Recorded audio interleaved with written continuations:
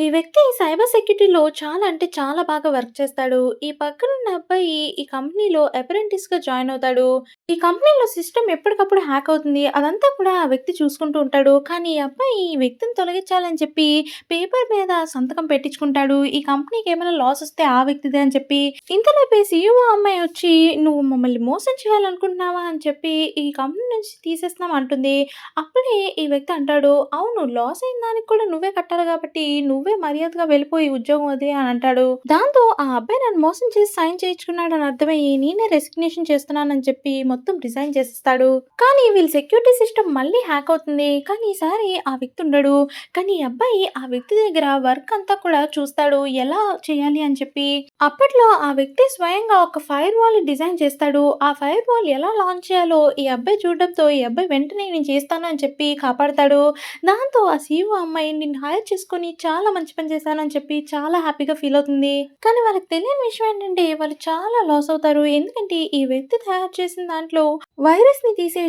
కానీ కొన్నిసార్లు main source కూడా పోతుంది. ఆ విషయం ఆ అబ్బాయికి తెలియక అందులో వాడేస్తాడు. నిజానికి ఈ వ్యక్తిని చాలా కంపెనీస్ హైర్ చేసుకోవాలని చూస్తాయి. కానీ ఆ వ్యక్తి మాత్రం కావాలని ఆ కంపెనీలో జాయిన్ అవుతాడు. ఎందుకంటే ఒకరోజు సీఈఓ అమ్మాయి తెలియక తాగేసొచ్చి వాళ్ళ ఇంట్లో వచ్చేస్తుంది. ఆ అమ్మాయిని చూసాక ఆ అమ్మాయిని పెళ్లి చేసుకోవాలని ఆ అబ్బాయి అనుకుంటాడు. అందుకనే ఆ అమ్మాయికి ఆ అబ్బాయి బిజినెస్ కార్డ్ కూడా ఇస్తాడు. కానీ అదేం పట్టించుకోకుండా ఆ అమ్మాయికి కాల్ వచ్చిందని చెప్పి అక్కడి నుంచి వెళ్ళిపోతుంది తను. అందుకోసమని ఆళ్ళ కంపెనీలో జాయిన్ అవుదాం అనుకుంటాడు. అలాగే వీళ్ళ కంపెనీలో చాలా అంటే చాలా సెక్యూరిటీ ఇష్యూస్ ఉంటాయి. ఎప్పటికప్పుడు వైరస్ పట్టి మొత్తం హ్యాక్ అయిపోతూ ఉంటుంది. ఈ విషయం తెలిసి ఆ వ్యక్తి ఆ కంపెనీలో జాయిన్ అవుదాం అని చెప్పి రెజ్యూమే ఇస్తాడు. ఇచ్చి ఇంటర్వ్యూ చేసి వస్తుంటే ఈ సీఈఓ అమ్మాయిని కలుస్తాడు. దాంతో విషయం ఎక్కడ బయటపడితే బాగోదు అని చెప్పి ఆ సీఈఓ అమ్మాయి సరే జాయిన్ అవ్వు అని చెప్పి అనేస్తుంది. ఆ తర్వాత ఈ వ్యక్తి ఆ కంపెనీలో జాయిన్ అయ్యాక చాలా బాగా వర్క్ చేస్తాడు.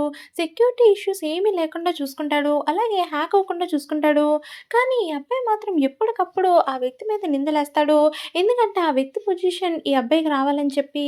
అప్పుడే ప్రపంచంలో ఉన్న హ్యాకర్స్ అందరికీ కూడా ఒక ఎగ్జామ్ పెడతారు. ఎవరైతే ఫైర్ వాల్‌ని బాగా కన్‌స్ట్రక్ట్ చేసి సెక్యూరిటీ ఇష్యూస్ లేకుండా చేస్తారో వాళ్ళే గెలుస్తారు అని చెప్తారు. మిగతా వాళ్ళు చాలా చాలా ట్రై చేస్తారు గానీ ఎవ్వరు సక్సెస్ అవ్వలేకపోతారు. అప్పుడు ఈ వ్యక్తి వచ్చి చాలా అంటే చాలా బాగా సాల్వ్ చేస్తాడు. అది చూసి అందరూ కూడా షాక్ అయిపోతారు.